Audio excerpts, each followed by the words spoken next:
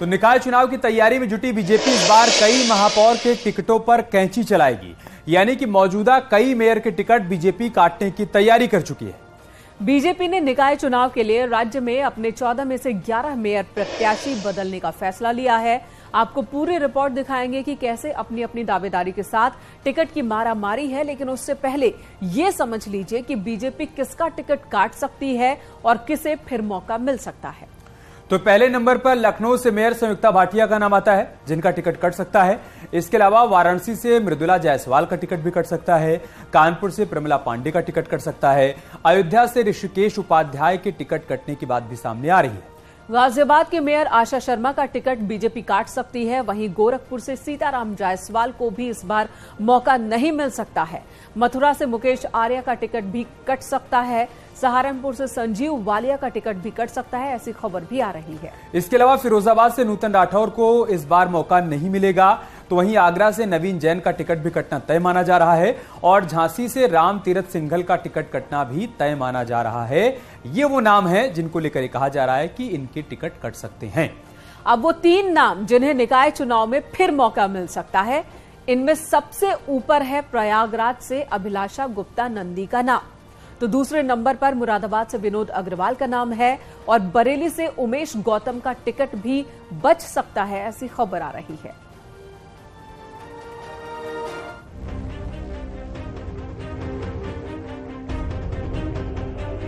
निकाय चुनाव के लिए नामांकन के साथ ही अब प्रत्याशियों के नाम पर फाइनल मंथन हो रहा है। उन नामों पर गहन चिंतन हो रहा है जो शहर की सरकार के दमदार होंगे, असरदार होंगे, क्योंकि 17 अप्रैल तक नामांकन पत्र खरीदकर दाखिल करने का वक्त है। निकाय के चुनाव सत्ताधारी बीजेपी के लिए महत्वपूर्ण है, क्योंकि माना जाता है कि बीजेपी शहर की पार्टी है और जब भी शहर में सरकार चुनने की बारी आती है तो जनता पार्टी पर भरोसा जताती है। इसीलिए इस चुनाव को लेकर बीजेपी लगातार अपनी रणनीति तैयार करने में जुटी है। पार्टी उम्मीदवारों को लेकर मंथन कर रही है और दावा सभी निकाय की सीटों पर जीत का। चुनौती की दृष्टि से अगर देखा जाए तो हम ये कह सकते हैं कि कोई भी चुनाव को हम चुनौती के रूप में ही लेते हैं।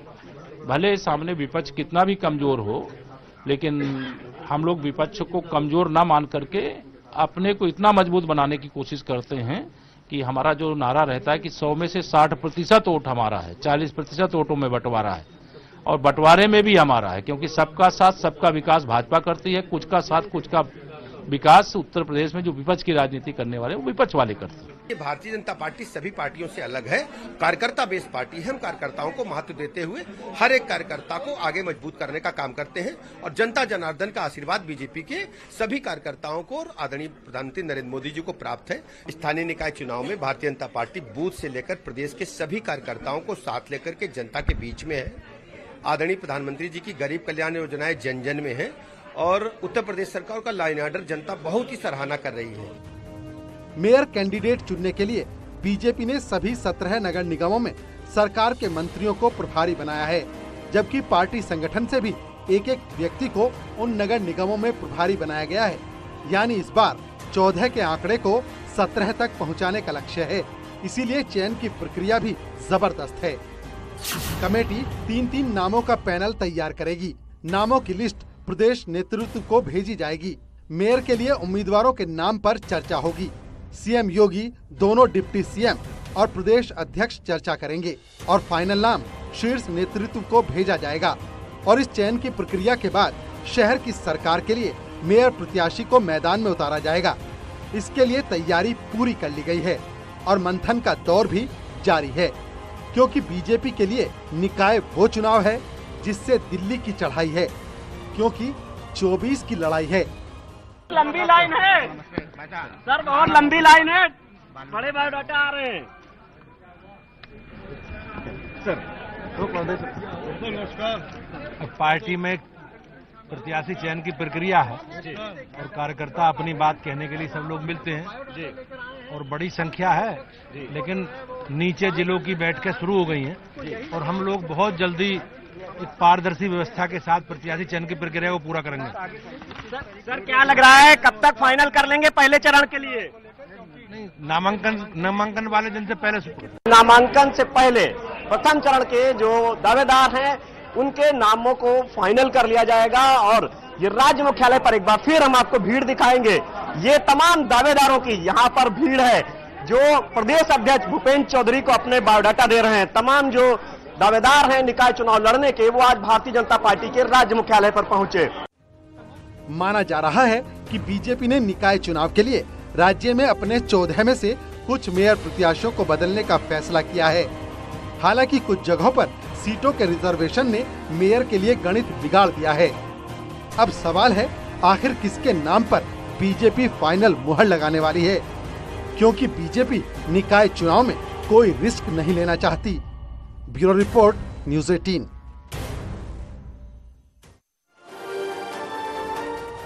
कहा जा रहा है कि अब मुश्किल में है अखिलेश जयंत की जोड़ी, क्योंकि जो हैंडपंप आरएलडी की पहचान थी, जिस चुनाव चिन्ह के साथ अखिलेश जाटलैंड में साइकिल को रफ्तार देने की तैयारी में थे, वो चुनाव चिन्ह अब जयंत चौधरी के हाथ से लगभग निकल चुका है।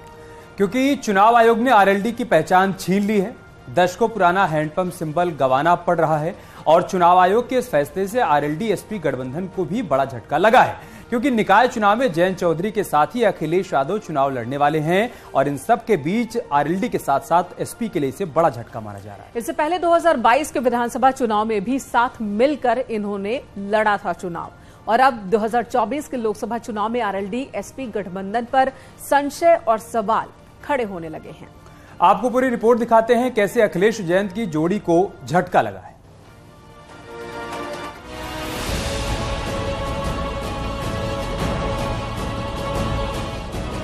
राष्ट्रीय लोक दल के अध्यक्ष जयंत चौधरी को नगर निकाय चुनाव से पहले बड़ा झटका लगा है। 2019 लोकसभा चुनाव के बाद से जनता में लगातार पकड़ खो रहे जयंत चौधरी की पार्टी आरएलडी से केंद्रीय चुनाव आयोग ने राज्य स्तरीय पार्टी का दर्जा छीन लिया है। ऐसे में अब पार्टी को अपना रिजर्व सिंबल हैंडपंप चुनाव चिन्ह को खोना पड़ेगा और अब इसी कश्मकश में जयंत चौधरी ने निर्वाचन आयोग को पत्र लिखा और हैंडपंप के निशान को आरक्षित करने की मांग की। टाइमिंग अजीब है क्योंकि इसका प्रभाव पड़ जाता है। आप नामांकन में कितने आप साथ लेके जाएंगे, जब पर्चा जो कोई फिल करेगा, जब रिकग्नाइज पार्टी है तो उसका प्रोसीजर अलग है, जब डी रिकग्नाइज हो जाते हैं तो हमारे उम्मीदवारों के लिए प्रोसीजर अलग है। लेकिन हमें इतना ही वक्त नहीं मिल पाएगा कि हम अपने उम्मीदवारों को समझा पाएँ, या जो लीगल हम लोग इसमें रिड्रेसल चाह सकते हैं कोर्ट के माध्यम से हो, चाहे दोबारा हम ईसी को ही अप्रोच करें, वो समय भी नहीं बचा। तो यही फैसला अगर दूसरे समय पे होता, उसकी स्वीकार्यता ज़्यादा बनती, विश्वास बनता। तो इसी ग्राउंड पे भी हम कंटेस्ट करेंगे, लेकिन अभी तय नहीं है। हम अपने लीगल ओपिनियन लेके ही आगे बढ़ेंगे। फिलहाल जयंत चौधरी दोहरी चुनौती की मार झेल रहे हैं। एक तरफ जयंत चौधरी पार्टी जनाधार जुटाने में असफल हो रहे हैं, तो वहीं दूसरी ओर उन्हें अब दशकों पुराने सिंबल को गंवाना पड़ेगा। लेकिन जयंत चौधरी को लगे इस झटके का असर समाजवादी पार्टी के अध्यक्ष अखिलेश यादव के ऊपर भी पड़ा है, क्योंकि वे राष्ट्रीय लोक दल के साथ गठबंधन में हैं। दोनों दलों ने 2022 के विधानसभा चुनाव में एक साथ मिलकर चुनाव लड़ा था और निकाय के रण में भी दोनों मिलकर समीकरण बना रहे थे। लेकिन ठीक चुनाव से पहले आरएलडी का राज्य स्तरीय पार्टी का दर्जा छिन जाना अखिलेश जयंत की जोड़ी को परेशान कर रहा है। राष्ट्रीय लोक दल समाजवादी पार्टी एक परिवारों की पार्टी है। परिवार का मतलब बांट लिया, भाई भाई ने भी बांट लिया, चाचा भतीजे ने बांट लिया। लोकतंत्र बांटने के बारे में नहीं है, लोकतंत्र जोड़ने के बारे में है। भारतीय जनता पार्टी जो सब को साथ लेकर के चलती है, सबका साथ सबका विकास हमारी हर नीति में आप देखेंगे, वो चाहे पार्टी की नीति हो चाहे सरकार की नीति। आंकड़ों में अब आया है, लेकिन स्पष्ट सबको पहले से था, अब आंकड़ों में आ गया है। परिणाम इसका क्या होगा, ये परिणाम तो स्वयं इलेक्शन कमीशन ने दे दिया, मान्यता इनकी समाप्त हो गई है। जो चुनाव चिन्ह वो भी खतरे में है। बीजेपी आरएलडी और एसपी को एक परिवार की पार्टी बता रही है, तो दूसरी तरफ अखिलेश की चिंता भी बढ़ गई है, क्योंकि जयंत के सहारे अखिलेश यादव जाटलैंड में निकाय के बाद 24 के लिए साइकिल को रफ्तार देने की कोशिश कर रहे थे। लेकिन चुनाव चिन्ह छिनने से हैंडपंप और साइकिल की दोस्ती में दरार पड़ सकती है, क्योंकि कभी किसान राजनीति से देश के प्रधानमंत्री का सफर तय करने वाले चौधरी चरण सिंह की राजनीतिक विरासत अब कमजोर पड़ती हुई दिखाई दे रही है। बीते साल हुए यूपी विधानसभा चुनाव में आरएलडी को लगा झटका ऐतिहासिक था। इसकी वजह ये थी कि साल भर से ज्यादा चले किसान आंदोलन का केंद्र पश्चिमी यूपी था, जिसे आरएलडी का गढ़ भी कहा जाता है। इसके अलावा जाट बिरादरी का भी इस आंदोलन से जुड़ाव देखने को मिला था। इसके बाद ही बीजेपी को बड़ी बढ़त मिल गई। ऐसे में आरएलडी का सिंबल छिन जाना उसके लिए दोहरे झटके की तरह है, क्योंकि अखिलेश यादव भी अब सोचने को मजबूर हो गए हैं। Bureau report, news 18।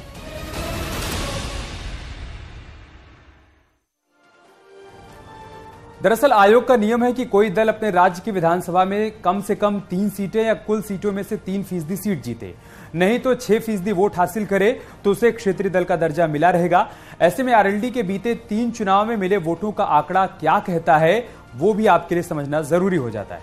2012 के विधानसभा चुनाव में जयंत चौधरी ने 46 सीटों पर चुनाव लड़ा।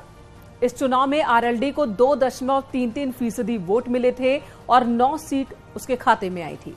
2017 में आरएलडी ने अपने इतिहास का सबसे बुरा प्रदर्शन किया था। 2017 में आरएलडी 277 सीटों पर चुनाव लड़ी थी और सिर्फ छपरौली सीट ही जीत पाई थी।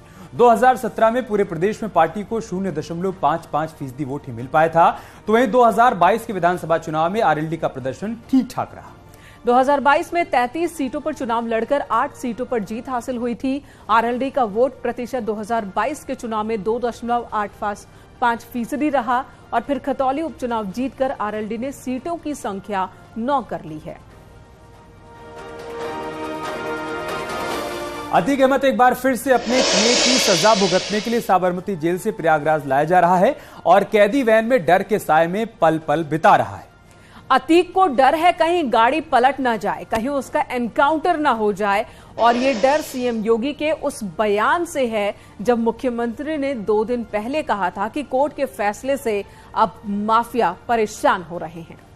दरअसल अतीक अहमद का पेशा पूरी तरीके से अपराध पर फोकस था और सियासी दलों के समर्थन के बाद उसने राजनीति में कदम रखा। अतीक अहमद 5 बार विधायक रहा और 1 बार सांसद भी बना। उसी अतीक पर 100 से ज्यादा मुकदमे भी दर्ज हैं, जिसमें से पहली बार उसे उमेश पाल अपहरण केस में उम्र कैद की सजा मिली है और अब उमेश पाल मर्डर केस में उसे वापस प्रयागराज लाया जा रहा है। आपको दिखाते हैं पूरी रिपोर्ट।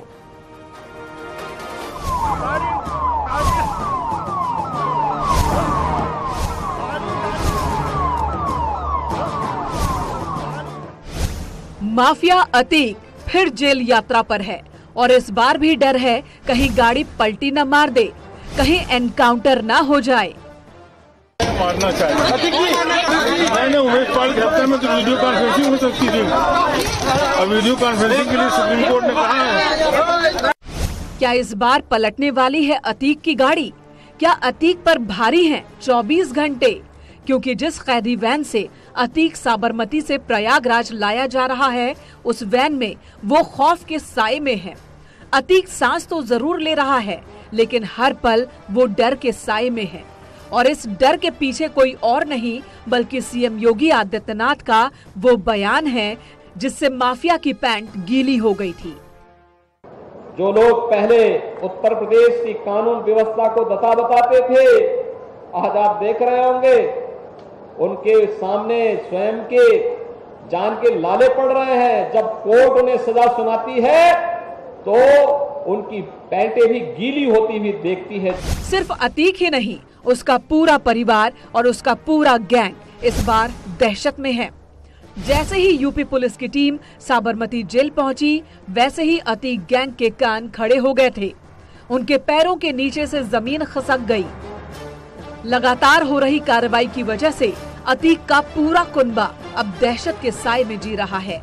प्रयागराज से लेकर साबरमती तक अतीक के साथ उसके गैंग का हर गुर्गा दहशत के साए में रहने को मजबूर है, क्योंकि सीएम योगी ने कहा था माफिया का इलाज हमारे पास है।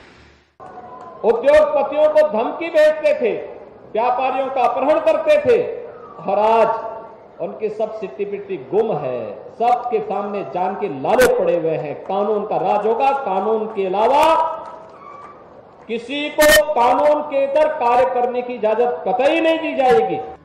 पिछले 2 दिनों से सीएम योगी अपराधियों, माफियाओं को लेकर जो संदेश दे रहे हैं, उससे तो इशारा साफ है। उमेश पाल हत्याकांड में जिसका हाथ है, उसे सरकार छोड़ेगी नहीं। पुलिस के शिकंजे से जो भी शूटर फरार हैं, उसके दिन गिने चुने ही रह गए हैं। अतीक के शूटर भले ही पुलिस को छका रहे हों, लेकिन ये भी सच है कि उनकी तलाशी के लिए दबिश जारी है। और अब ये भी साफ हो चुका है कि अतीक और उसके गैंग का बचना नामुमकिन है। महंगाइयों का इलाज सरकार कानून सम्मत कार्रवाई करके करती है। जहां व्यापारियों की संपत्ति पर कोई कब्जा करने का दुस्साहस नहीं कर सकता, किसी गरीब की जमीन पर कोई कब्जा करने का दुस्साहस नहीं कर सकता, अगर किसी अपराधी और किसी माफिया ने जरूरत की तो उसका इलाज भी सरकार के पास है। उसका उपचार ऐसा उपचार करती है कि आने वाली कई पीढ़ियां अपराध करने से डरेंगी। योगी राज में यूपी में माफिया और अपराधियों के खिलाफ कार्रवाई लगातार जारी है, चाहे छोटा अपराधी हो या बड़ा माफिया। सीएम योगी ने सभी को सख्त चेतावनी दी है और साबरमती प्रयागराज के बीच जेल यात्रा कर रहा अतीक भी योगी के एक्शन से खौफ में है और आशंका जता रहा है कि कहीं उसका एनकाउंटर ना हो जाए। और यूपी पुलिस माफिया डॉन को दूसरी बार साबरमती से प्रयागराज ला रही है, लेकिन इस बार कुछ बड़ा होने वाला है, क्योंकि मामला गवाह और सिपाहियों के मर्डर का है। Bureau report, news 18।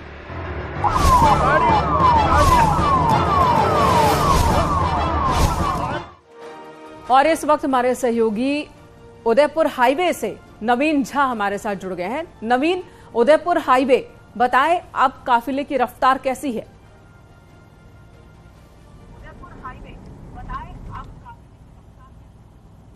बिल्कुल, देखिए काफिले की रफ्तार वापस उसी जोर शोर से चल रही है और वापस वही 80-90 की स्पीड से काफिले को आगे बढ़ाया जा रहा है। जो गाड़ी में खामियां थी दूर कर दी गई हैं, सारे कुछ टेक्निकली फिटनेस सर्टिफिकेट लेने के बाद जो है गाड़ी को आगे बढ़ाया जा रहा है। आप देख सकते हैं कि जो काफिला है वो उदयपुर पहुंचने वाला है, कुछ ही देर में उदयपुर पहुंच जाएगा। मान के चलिए कि 20 किलोमीटर अब उदयपुर रह चुका है और उसके बाद ये काफिला जो है वो चित्तौड़गढ़ और उसके बाद कोटा की ओर आगे बढ़ेगा। अभी जो काफिला है वो उदयपुर के नजदीक पहुंच चुका है और जैसा कि कोर्ट ने एक ऑर्डर में अपना लिखा हुआ है कि हर 400 किलोमीटर पे गाड़ी का फिटनेस देखना होगा, उसकी यांत्रिक खामी कुछ नहीं हो देखनी होगी।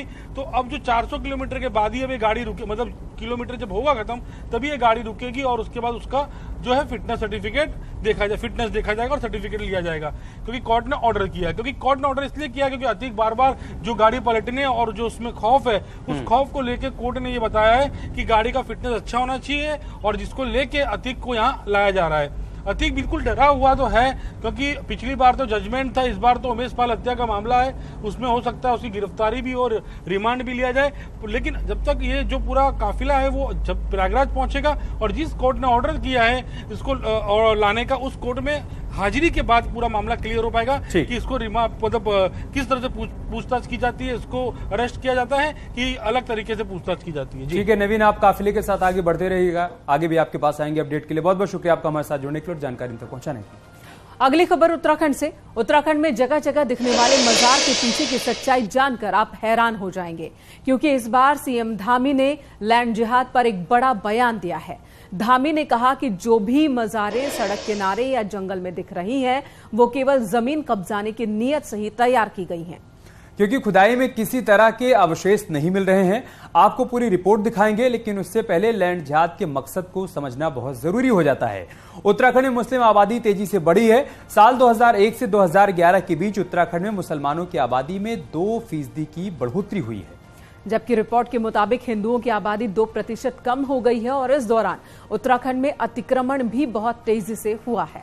रिपोर्ट के मुताबिक साल 2001 में उत्तराखंड की कुल आबादी 84 लाख थी, जिसमें मुसलमानों की संख्या तकरीबन 10 लाख थी, लेकिन आज उत्तराखंड की आबादी 1,15,00,000 है, जिनमें 16 लाख मुसलमान हैं।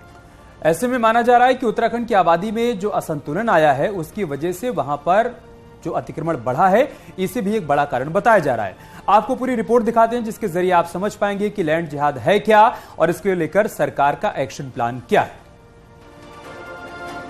इस प्रदेश के अंदर 1000 से भी ज्यादा स्थान ऐसे निकले जो अनावश्यक रूप से, जो अभी हमने चिन्हित किया है कि जगह जगह पर कहीं पर मजार बना दी गई है, कहीं पर कुछ और बना दिया है, लेकिन उसके नीचे खोजा जा रहा है तो कोई अवशेष नहीं मिल रहे। हमने कहा है कि हम किसी के खिलाफ नहीं है, लेकिन हम यहाँ जबरन रूप से कहीं पर कब्जा भी नहीं होने देंगे, कहीं पर लैंड जिहाद को भी आगे नहीं बढ़ने देंगे।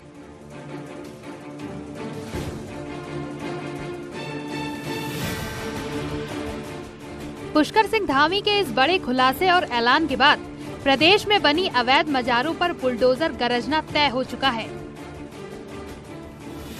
साफ है, देवभूमि में बड़ी साजिश के तहत सड़कों से लेकर सरकारी कैंपस और इन घने जंगलों में मजारें बनाई गई हैं, जिसका किसी पीर या संत से कोई लेना देना नहीं है।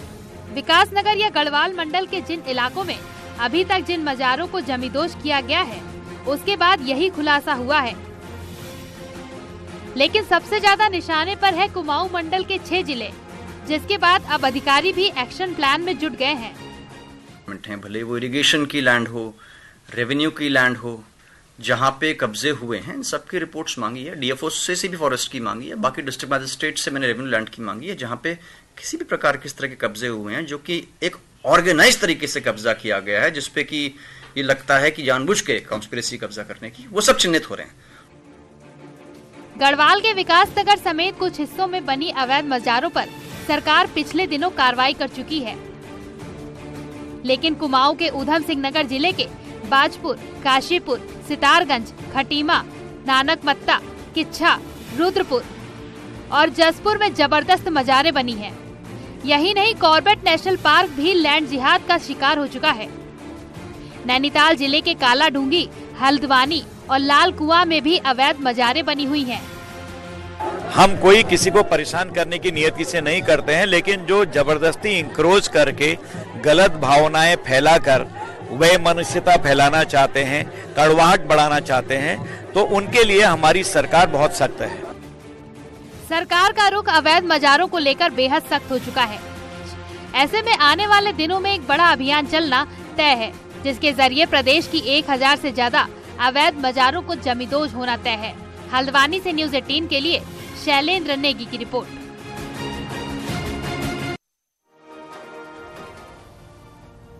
यहाँ रुक रहे हैं छोटे से ब्रेक के लिए।